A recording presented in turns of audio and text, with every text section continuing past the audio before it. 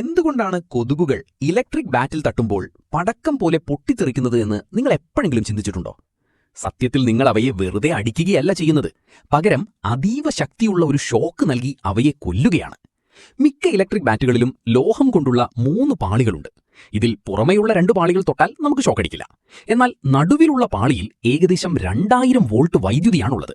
ഒരു കൊതുക് ഇതിനുള്ളിലൂടെ പറക്കുമ്പോൾ അതിന്റെ കാലുകൾ ഈ പാളികൾക്കിടയിൽ തട്ടുകയും പെട്ടെന്ന് സർക്യൂട്ട് പൂർത്തിയാവുകയും ചെയ്യുന്നു. ഇത് ആ പ്രാണിയുടെ ശരീരത്തിലൂടെ അതിശക്തമായ വൈദ്യുതി കടത്തിവിടുന്നു. എന്നാൽ ഇതവയെ വെറുതെ കരിക്കുക മാത്രമല്ല ചെയ്യുന്നത്. അതിഭയങ്കരമായ ചൂട് കാരണം കൊതുകിന്റെ ശരീരത്തിനുള്ളിലെ ദ്രാവകങ്ങൾ നിമിഷ നേരം കൊണ്ട് തിളച്ചു മറിയുന്നു.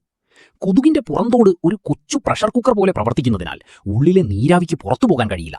ഒടുവിൽ സമ്മർദ്ദം കൂടി സഹിക്കാനാവാതെ കൊതുക് ഉള്ളിൽ നിന്നും പൊട്ടിത്തെറിക്കുന്നു.